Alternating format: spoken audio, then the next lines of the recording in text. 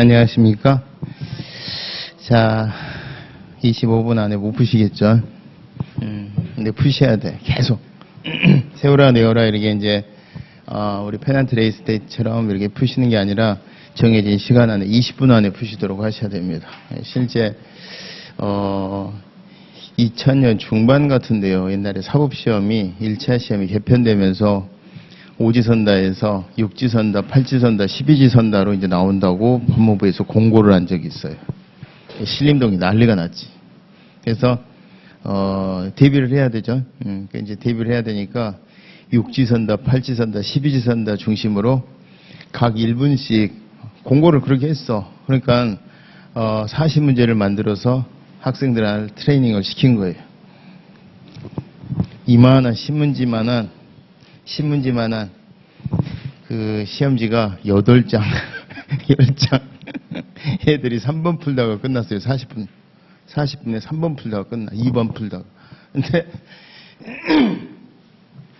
한 석 달 지나니까 애들이 시간 안에 끝내요. 사람이라는 게 전라도 말로 징앙입니다. 징해.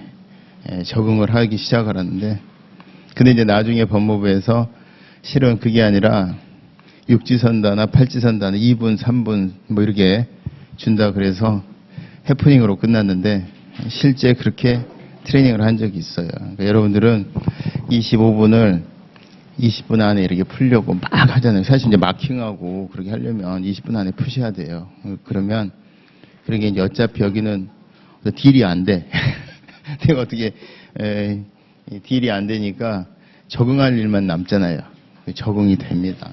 계속 해보시면 저희가 이제 5번 풀잖아요. 그럼 제가 3회까지는 진도별로 이렇게 문제를 편별해서 드릴 거예요. 그래서 댁에 가셔서 찾아보실 때 책을 1회도 가는 느낌으로 찾아보다 보시면 그럼 이제 4회, 5회 정도는 섞어서 내고 또 전공 모의고사 할 때는 2회도 또 섞어서 낼 거예요. 그러니까 지금 3회 정도는 어느 정도 그래도 배려가 깔려 있다고 생각하시고 25분 안에 풀려고 노력을 하셔야 됩니다. 노력을 하시면 시간이 줄어요. 근데 노력을 안 하시면 안 줍니다. 자, 당부 말씀드렸고요. 자, 1번 오늘 시험 문제 좀 어렵네요. 제가 보니까 옳은 것이 많아서 어렵습니다. 자, 1번 문제 보시면 공법관계, 사법관계인데 1번에 대부 나오면은 사법관계죠. 대부료를 징수, 대부료를 강제징수 이러면은 그건 공법관계입니다. 자력지평이 깔려있기 때문에. 그 다음에 두 번째는, 이 두 번째 판례는 그 밑에 해설해 보시면은요, 관련 판례 2개랑 합해서 우리가 실제 그, 정규 시즌에서는 이제 수업을 안 했던 부분인데, 조금 특이한 사례들이에요.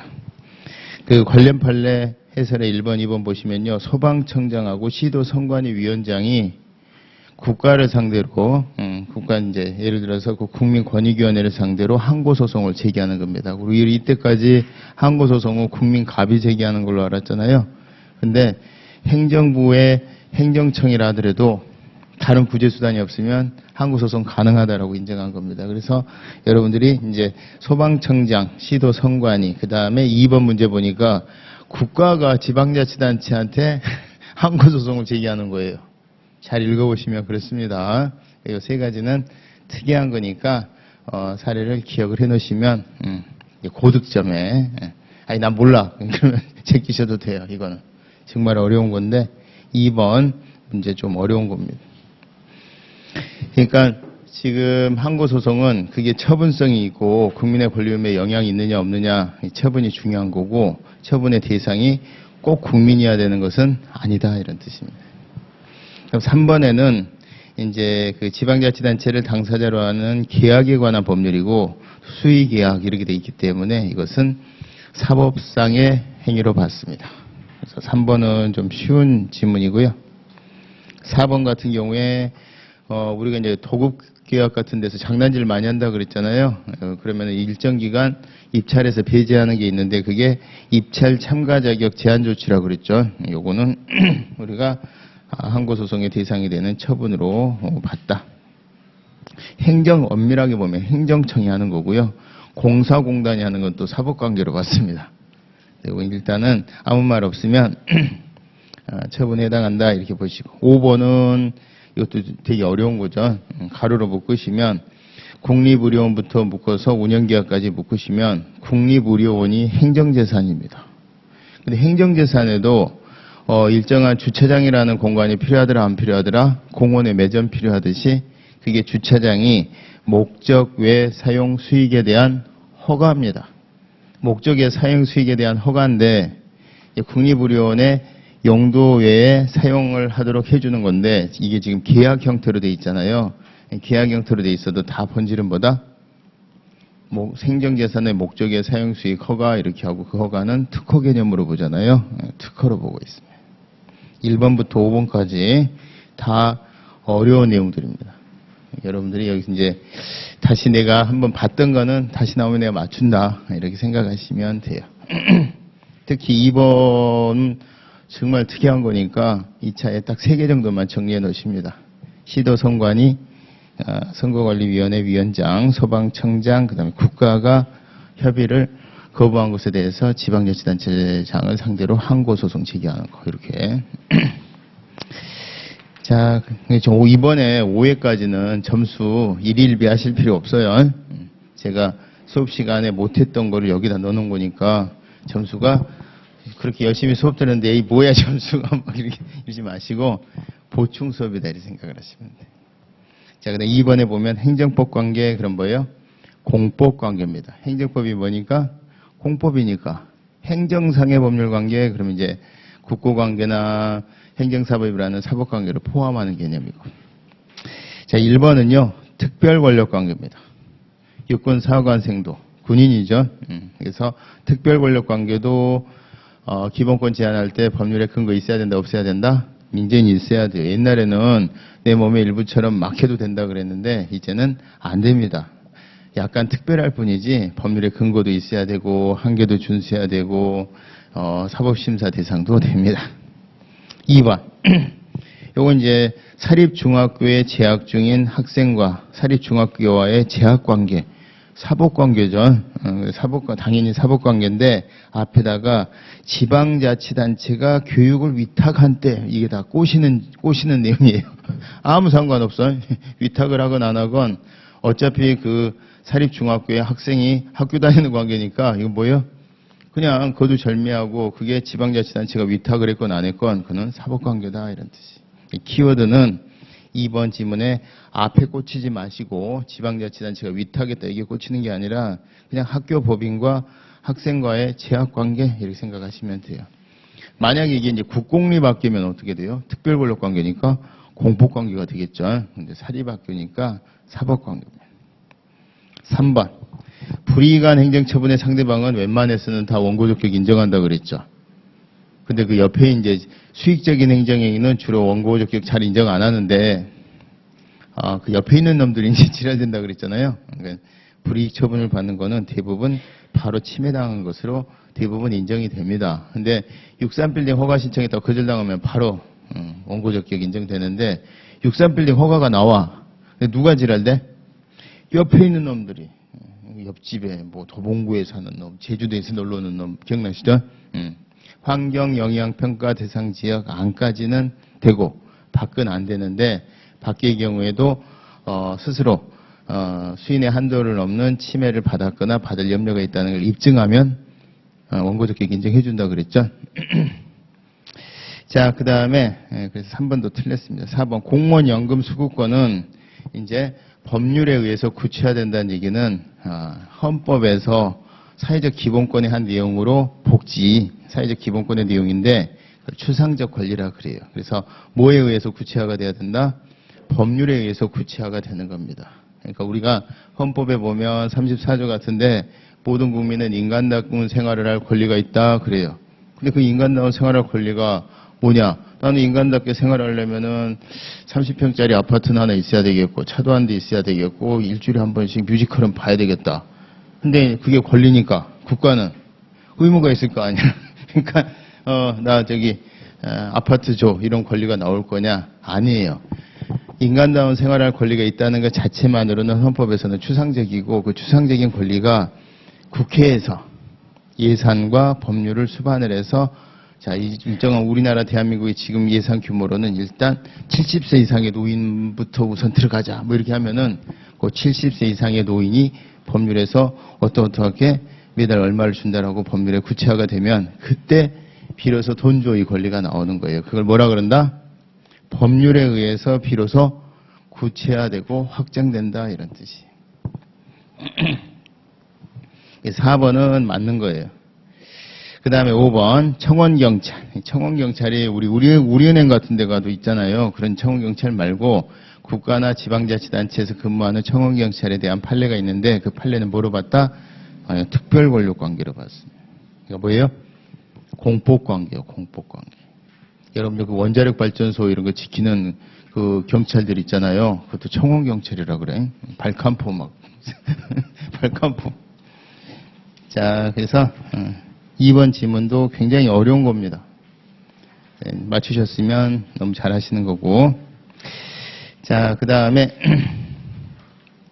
3번 행정기본법의 내용인데요. 행정기본법 14조 1번의 해설 한번 보시게요.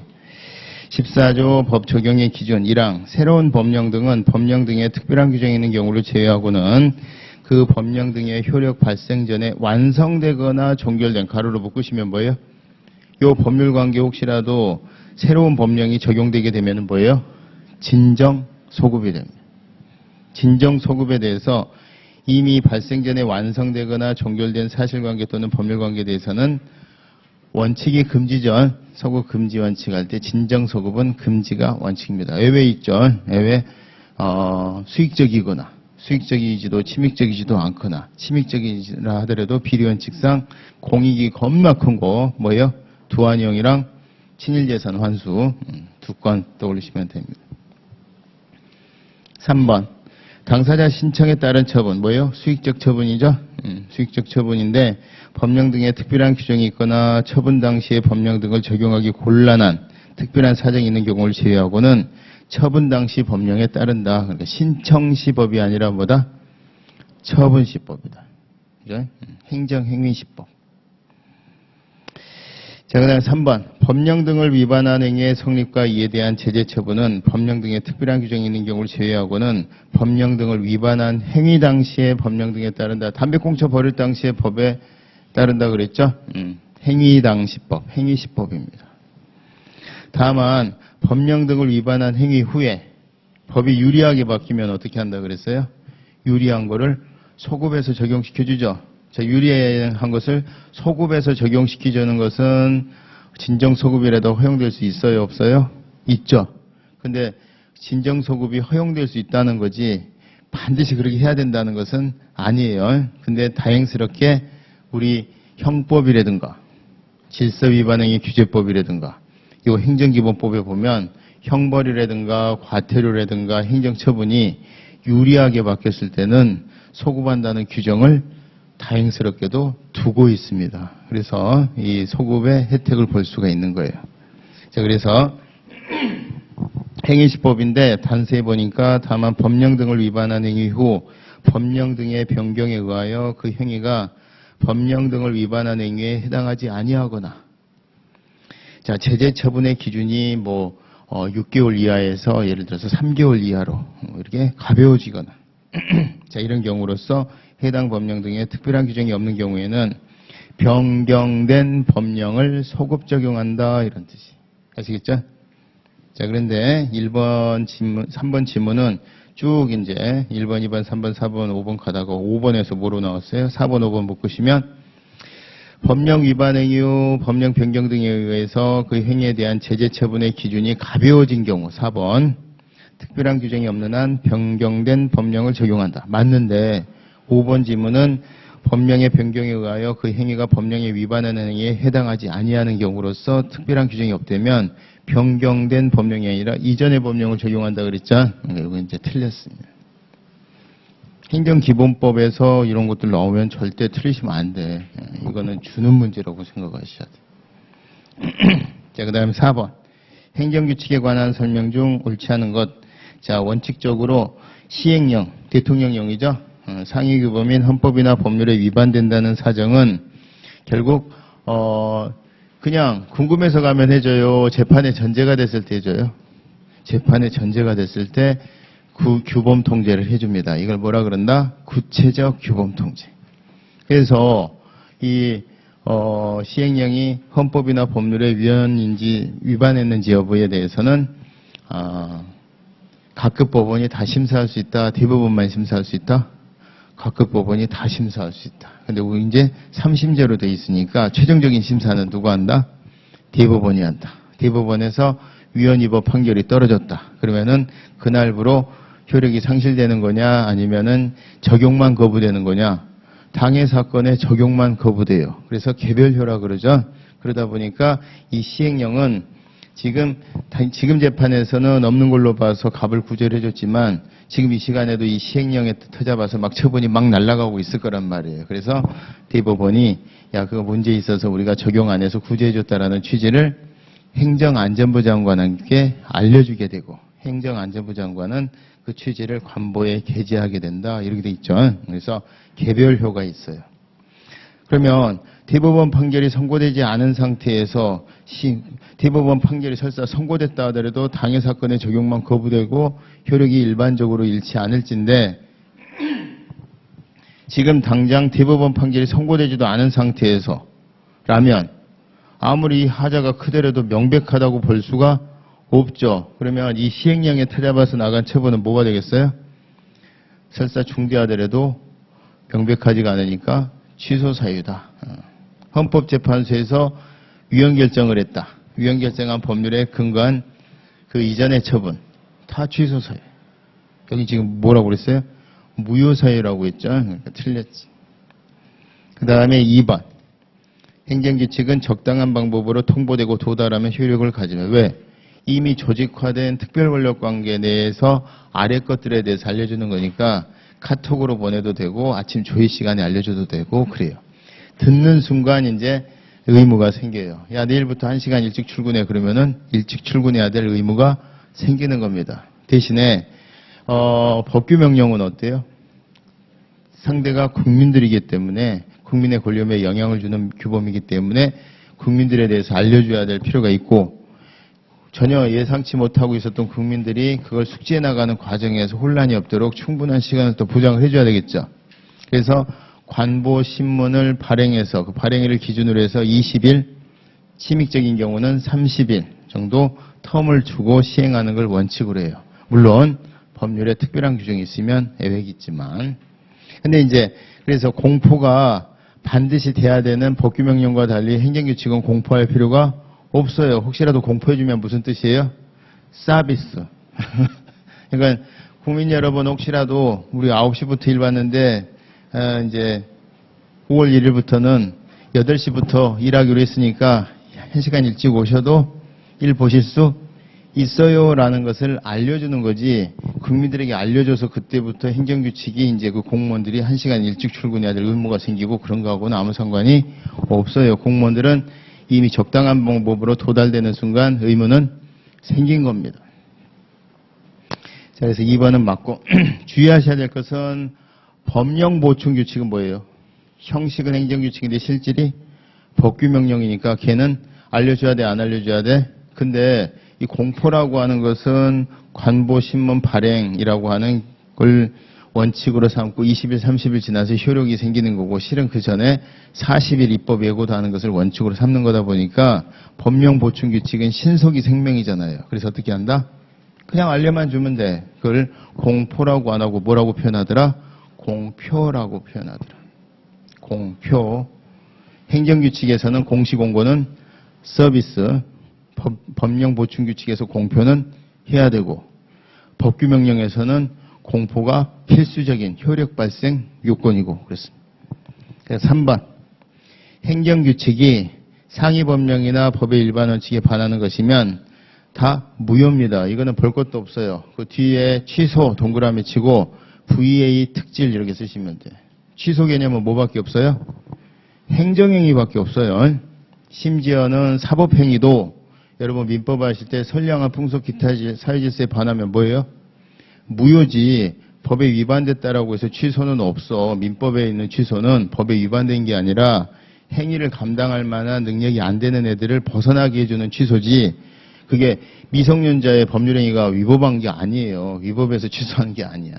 미성년자나 뭐 이제 한정치산자, 급치산자가 지금 이제 피성년 후견인, 피한정 후견이 이렇게 바뀌었으니까 걔네들은 사적 자체에 따라서 책임을 묻기가 가혹해서 벗어날 수 있는 길을 취소라는 개념으로 해준 거고, 어떤 행위가 법률에 위반됐다라는 이유로 무효가 아니고 취소 사유로 해놓은 것은 행정행위밖에 없어요. 그러니까 행정규칙이 법에 위반됐다, 요만큼 위반됐다, 경미한 하자다, 무효. 법규명령이 하자가 있다, 공법상 계약이 하자가 있다, 위법하다, 요만큼 위법하다, 다 뭐예요? 다 무효야. 취소라는 개념 없어. 그래서 제가 항상 수업 시간에 얘기한 게 부관이 행정행위예요, 아니에요?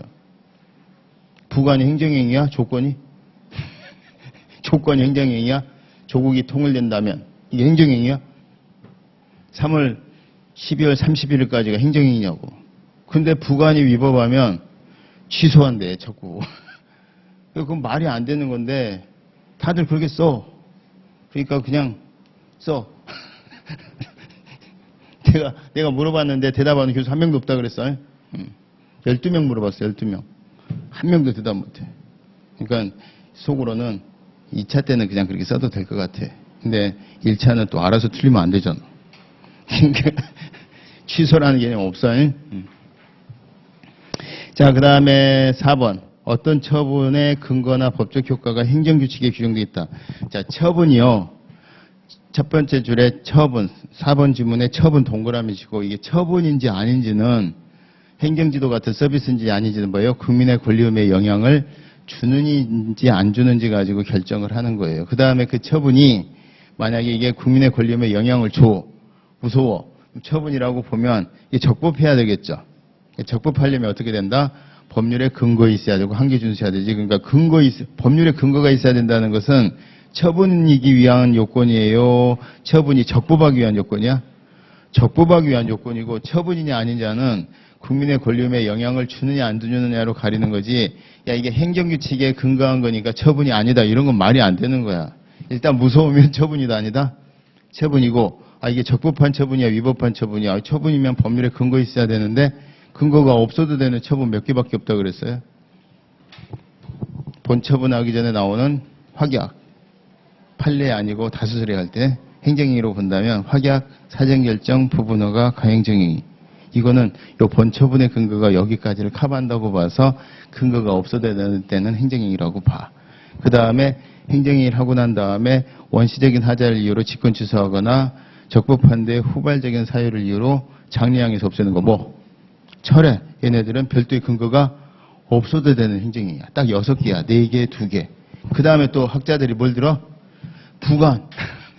부관이 법률의 재량행위에는 법률의 근거가 없어도 되는 행정행위래. 행정행위 아니야.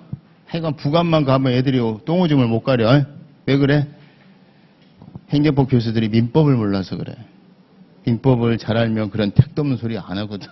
근데 민법을 모르니까 그냥 갖다 베껴서 쓰는 거야. 그러니까 제가 얘기했잖아. 민법, 헌법, 형법은 그냥 시면. 행정법은 목욕탕이라 그랬어요.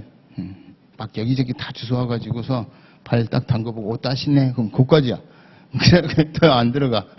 그 다음은 뭐야? 민법이 알아서 해. 헌법이 알아서 해. 형법이 알아서 해. 이렇게 되는 거지. 참, 그래서 행정법 가르치기가 쉬워. 저도 완전 쉬워. 왜? 너무 어렵기 때문에 아무나 가르쳐줘도 가르친 사람도 몰라도 배운 사람도 모르고 서로 모르고 막 그래. 역시 행정법은 어려운 거야 막 그러면서 가. 저는 지금까지 행정법을 한 30년 가르쳐 봤는데 한 70% 정도 이해하는 것 같아요. 70%. 거기다가 이제 숫자 나오면은 딱 굳어 안 굳어? 굳는 거 보이시지? 조세 이쪽 나오면은 딱 굳어. 다행히 조세법이 세법이라고 해서 분가를 해서 다행이지. 자, 그 다음에 그 4번은요, 여러분들, 행정규칙에 근거가 있다고 해서, 처분이 아니다. 이런 건 말이 안 되는 거야.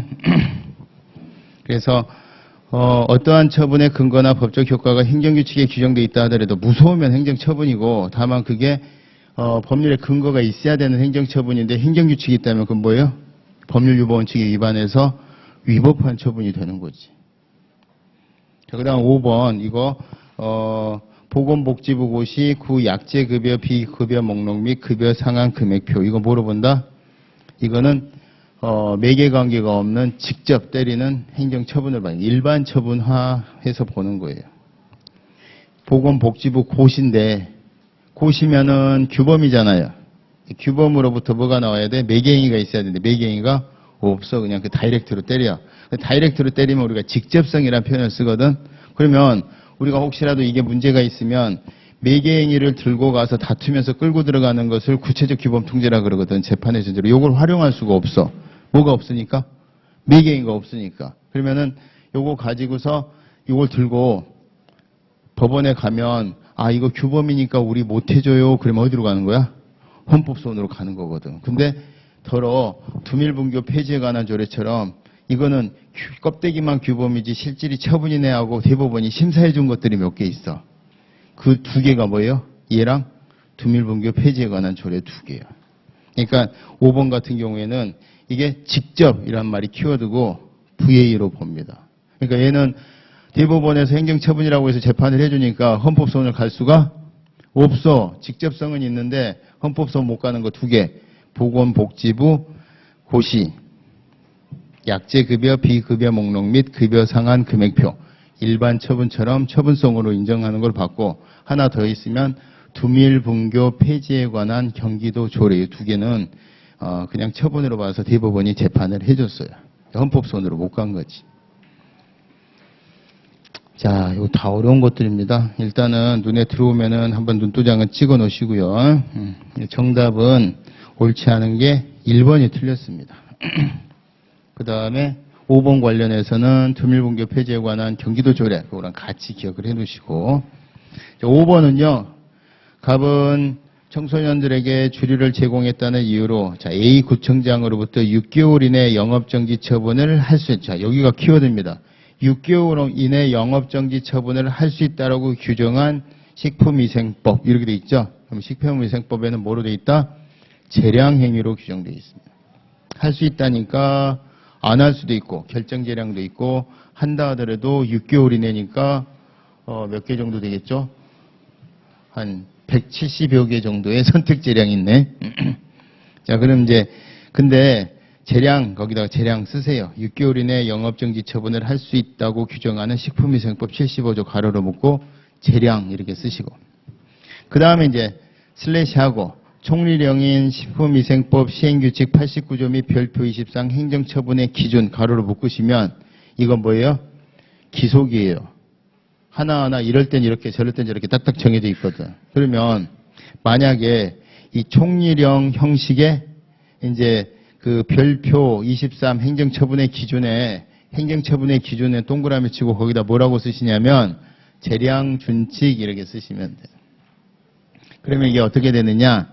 지금 법률은 재량행위고 그 다음에 지네들끼리 내부 기준을 만들었어. 재량행사의 기준이 되는 행정규칙을 만들었는데 그게 원래 지네들 공무원 수첩에 있어야 되는 건데 지금 실수로 어디로 들어가 버린 거야? 법규명령인 총리령으로 들어간 거지. 그럼 여기에 이제 뭐가 되느냐?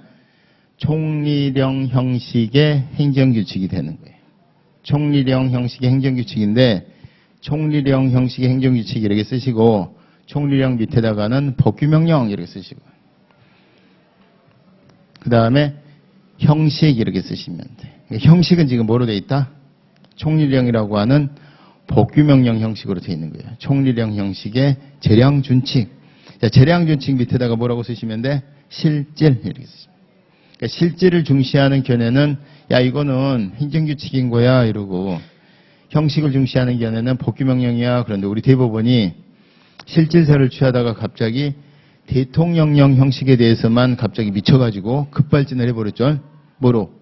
주택건설촉진법 시행령 사건에서부터 이거는 법규명령이야 이래버렸어. 그러면은 이제 그 기준대로만 해야 되는 거야. 그래서 그 주택건설촉진법 시행령 사건에서 재량의 여지가 없다 그래서 십자포화를 먹고 바로 청소년보호법 시행령 사건에서부터는 아 이거 법규명령이긴 한데 꼭 이것만 하라는 게 아니라 이게 맥시멈의 뜻이야. 이렇게 나간 거지. 최고한도라고. 그래서 여전히 재량성을 이끌어내지만 법률에서 인정하는 재량보다 범위가 단계별로 낮아져요. 그래서 국회의사가 왜곡이 된다는 비판을 받고 있습니다. 다 좌우지간 판례에 의하면은 대통령령 형식의 행정규칙에 대해서는 법규성을 인정을 하고 다만 기속행위로는 안 보고 그 와중에도 최고한도라는 개념을 끌어내서 재량행위성을 인정을 내는데 나머지 대통령 형식이 아닌 애들은 다 뭐로 본다? 실질에 따라서 여전히 행정규칙으로 봐요. 그러면은 얘네들은 내부적인 재량준칙에 설사 기속으로 규정이 돼 있다 하더라도 그거는 규범이 아니야. 상관의 명령에 따르는 거지. 자, 그러면 여전히 1번 위 영업정지 처분은 기속행위예요? 재량행위예요? 재량행위예요. 아니 기준대로 한 건데 그거는 니들 기준이고 이러는 거예요. 총리령이니까.